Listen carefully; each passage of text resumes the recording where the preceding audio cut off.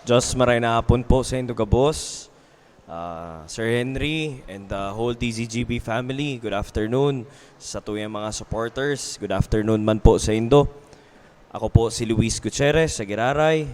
Saro po akong millennial, saro pong hoven. Sarong ali man po sa construction business. General Manager po kang Alro Construction and Development Corporation. Nangunyan nagdalagan man po bilang konsehal. Para konsehal, digdi po sa syudad taning Legazpi City.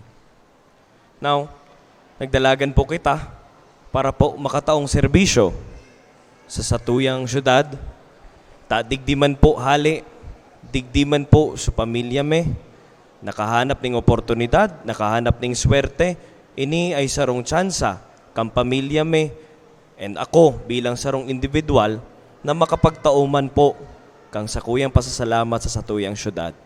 I want to give thanks to our supporters because they truly do believe in us.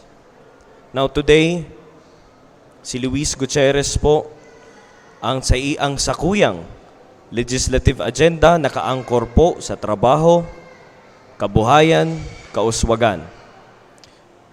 It is during this pandemic na nahiling ta po, nagsarado ang mga negosyo ta, nailing ta iba't iba from medium, small to micro na mga enterprises na nagka-experience kikadipisilan. Ngunyan, these MSMEs are the backbone of our country. All the more na that it is the backbone of our economy in the city, muyatang mailing, muya kitang magtabang na sa Giraray, mag-asensyo man ini, digdi po manhali ang satuyang mga trabaho. Trabaho para sa oportunidad, kang satuyang mga kasama, kang mga kairibanan ta digdi sa city. Now, duman po muyang mag-focus ang sarong Luis Gutierrez. Arog po kang sakuyang masunod na mayor na si Mayor Alfredo Pido Garbin. He truly believes that one of the problems that we really need to solve is unemployment. And duman po, kay iba po ako. Salamat po. Ang kakuputan ko po, manangod sa illegal na droga, illegal drugs. Kung sertihon po kamo, after May 9, 2022 elections, anong legislative agenda or legislative action ang sendo pong gigibuhon para makatabang na masolusyonan ang problema sa illegal drugs? Well, to answer that question, with regards to anti-drug campaign, usually we correlate this anti-drug campaign with anti-crime as well. So saro po sa sakuyang suggestions or if ever makalaog man po is to strengthen the security of the barangays through CCTVs. Ngunyan, CCTVs are a method of prevention. And that's where we should start, prevention. Pandua po, pakusugon taman po ang community ta. So anti-crime community groups ta sa barangay. Yaon man po dyan, so grupo, so mga volunteers na nagtatabang because these problems start in the barangay. The more drastic solutions are with when we involve already the upper authorities. But we can start at the grassroots. Araw kang sinabi ni Kuya Jordan. And of course, another solution is if we give strength, tawan taman ki empowerment, mag-focus man po kita sa mga rehabilitation programs. Bako man ining mga users gabos baguhan dyan. Yaon dyan sa mga nakadependent na sa droga. So, let's give them attention as well. Rehabilitation is very important. And yan po, saro sa mga solusyon na nailing kong dapat ang pagtawanan man ning pansin. Salamat po. Ang nakaputan ko po, ining siguro na obserbaran nindo sa pagpalibot-libot nindo, sitwasyon dito sa Legazpi, na diit na uran-uran, minatamaw, despite kan mga line canals na binurugdak dyan, madaliong kita mabaha, maybe because itong problema ta sa sea level rise. So if in case tabi kamo matawang ki oportunidad na makalaog diyan sa konseho, ano po ang priority legislative action na pwede ninyong gibuhon to mitigate flooding, pagbabaha digdi sa tuya sa tuyang kapalibutan tabi? Actually, nag-agreement po ako sa mga kairibanan ko. Aside from good flood control and a drainage master plan, yaon po kita dyan sa aspeto na pwede kita magpuon sa community level, sa grassroots level. Pakusugunta, ang city waste management asin man po ang waste management sa satuyang mga barangay. Disiplina mang giraray within the community is one of the best solutions because naturally, Legazpi City, talagang tigbabaha kita. Pero gabos kita digdi. Nagkakasarabay, gabos kita nag-aagi sa problemang ini, gabos kita magtarabangan. Aside from Engineer Lipa's suggestions, talagang magayon man po pag nagpuon kita from community level going to the higher level. And ang disiplina with regarding sa waste management, waste segregation, it should be a tall order to our barangays. Bako lang sa satuyang syudad, but actually, sa gabos man po, bako lang po sa lokal na gobyerno. Salamat po. Masunod na kaputan tabi,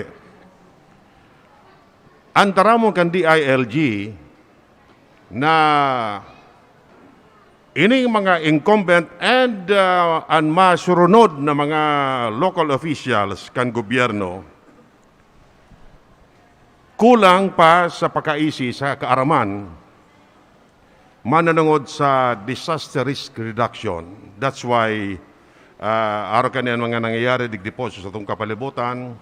So, if in case kamutabi, yaon na sa konseho, ano tabi ang sa indong gigibo na lakdang para mas na mapreventaran ta, ma-attain ta ang zero casualty goal when it comes to disaster, calamities, emergencies, etc. Considering na ang Legazpi vulnerable sa iba-ibang klaseng emerhensya. Sabi nga niya kaayan, you name it, we have it. Storm surge, volcanic eruption, flooding, landslide, etc. etc. Ano po ang sa indong gigibuhon sa konseyo para mas na maprotirenta ang buhay and the properties kan sa tuyang mga katugangan? Thank you. Well, when we talk about risk, pag tigtataramta ang risk, it is a factor that we can influence. We can influence through preparation and information. Preparation sa satuyang mga barangay na usual tang apektado kaining mga kalamidad, and information. Information, more importantly, through technology na available na sa tuya, mas madali, mas magiging pasil sa tuya ma-achieve yan po na zero casualty. Now, with the city level, it must be a different story as well.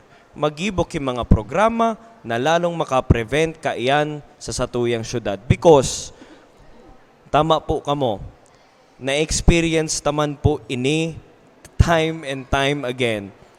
Ang apod na nga ni sa tuya, mga resilient. Resilient ang tao kang Legazpi, kang Albay. So, it means that we have to be prepared and we have to be informed. Thank you po. Ang hapot ko po manungod sa ekonomiya, as in sa pag-aawa sa pagtios dahil tinamaan kita ng pandemya. Diba? Ano po ang programa nindo na pwedeng ibusol sa konseho kung kamumanggana para makabangon ang ekonomiya kaning syudad as in makahawa sa pagtios ang mga namamanwaan? Araw kang tinaram ko po kasubago para sa kuya and aram ta po ini ang MSMEs po ang satuyang backbone. Iyo po ang backbone, it is the backbone of any economy. Now, let us help these. Let us encourage and let us help them promote these MSMEs in our city. Gibuon tapong mas business-friendly ang Legazpi City through the transaction sa city government. Magtao kita kay mga insentibo as dakol man sa tuya ang mga millennial na entrepreneurs para makairehistro man sa giraray ang sa indang mga negosyo. And also, let us invest in information communications technology. Digdi po, mas mapapadali ang proseso kan sa tuyang mga negosyante, and this will promote even outside investors to invest in our city, given that we are supposed to be the center of trade in not only in Albay but also in the Bicol region. Ini po ang sakuyang mga opinion sa ining problema. Salamat po. Question ko, ano po ang legislative agenda nindo sa ladukan transportasyon? Primero, sa mga pasayro. Pangadua, sa mga drivers and operators. Well, maging very honest ako sa Indo. Before ko po ma-meet si Consi Joseph, day ko man kuta na dangog ang mga agrangay kang sa tuyang transport na sektor. With that said, para sa kuya, if ever man matawanan ki tsansa kan tawo na maging konsyal, for me, sarong important factor ang pag-empower kang sa tuyang mga organisasyon kang transport sector para mas lalo tapong madangog ang mga boses ninda, ang mga agrangay ninda, at ang mga solusyon na sa iling ninda ay fair sa inda at sa indang mga pasahero. Through Consi Joseph, duman ko po nadangog ang iba't ibang issues ninda, arog kang sa city parking issues. But that is a topic for later. But I would just like to say that empowering these organizations is one step for us to solve the different issues that the transport sector is already experiencing, and also complementary paganaon taman si Kuya Joseph. Thank you po. Inimano nangod sa pig-apod ng good governance na base sa lay, kamatabi, malaw ka mo sa public office. And ang tataramon, public office is a public trust. So ano tabi ang stand nindo mananungod yan sa word na yan na public office is a public trust. Thank you. Public office is a public trust. Para sa kuya, it is because we are entrusted by the people with what? With duties and responsibilities as the given position, no? For us, public trust, we must give this. This is attained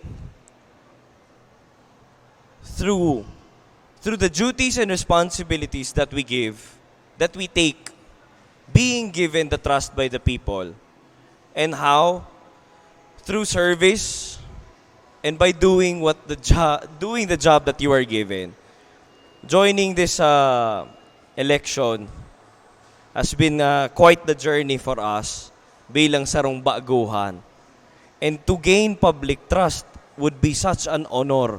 But an honor is only given through good public service. Thank you. Question ko, bilang legislador, paano nindo iraranis sa tao ang gobyerno? Para sa kuya po, coordination, cooperation, and organization. Coordination and cooperation with the different sectors of our city, and including as well the barangay level. Organization po kang sa iba't ibang grupo or sektor para mas lalo tang madangog ang sa indang boses, ang sa indang mga problema, and mas ma-recognize sinda as a sector that is important to the city. For example, the youth sector has the Sangguniang Kabataan, the SK. Now, through that organization, mas nadadangog kang gobyerno ta, kang city government ta, ang sa indang issues representing the youth. And we can do that for all the different sectors we have in the city. And that is why si Congressman, soon-to-be Mayor Alfredo Pido Garbin, nag-organize po, nagabos na nagdalagan bilang konsehal sa iyang linyada, gabos po nagre-represent kisarong sektor. Salamat po. Saro sa mga problema tangunyan, bako lang sa lado lokal, sa lado national, ini pong graft and corruption. If in case kamuyao na dyan sa konseho, anong mga aksyon ang pwede ninyong gibuhon to curtail or minimize graft and corruption sa gobyerno na iyoan saro sa minaugat kan mga pagtios digdi po sa satuyang susyudad. Let's push for more transparency and accountability para may resibo kita sa mga tao. Ikadua, let's involve more people participation para malesen ang temptation sa mga officials. And third, information technology. Let's make use of the technology available to us para mas mabawasan ang personal na transaction, in turn mabawasan man po ang kupit. Salamat po. Mga tugang, dangugun tapuan sa indang closing and final statement ngunya pong hapon. Natapot sa inda karapat-dapat kan sa tuyang boto sa pwesto na sa indang pinapangaturugan sa lokal na gobyerno. Diyos maray na hapon po sa Indo, my dearest Legazpi, and of course, the DZGB family, dako lang pasalamat po sa Indo. Ini po giraray si Luis Gutierrez na nag-aagad po kan sa indong suporta. Again, ining programang ini is meant for the people of Legazpi to know their candidates. And this four here right now, yaon digdi na nagsimbag ka mga kaputan and nagpamidbid giraray sa Indo para after this program, mas lalo po kamong nagdesidir or nakapagpili kang magiging futuro kang Legazpi City. Umaya ko mang giraray i-remind or enforce ang thought sa Indo na si Luis Gutierrez po handa na po magsilbi. Handa sa pagbabago, handa sa Team APG. Salamat po.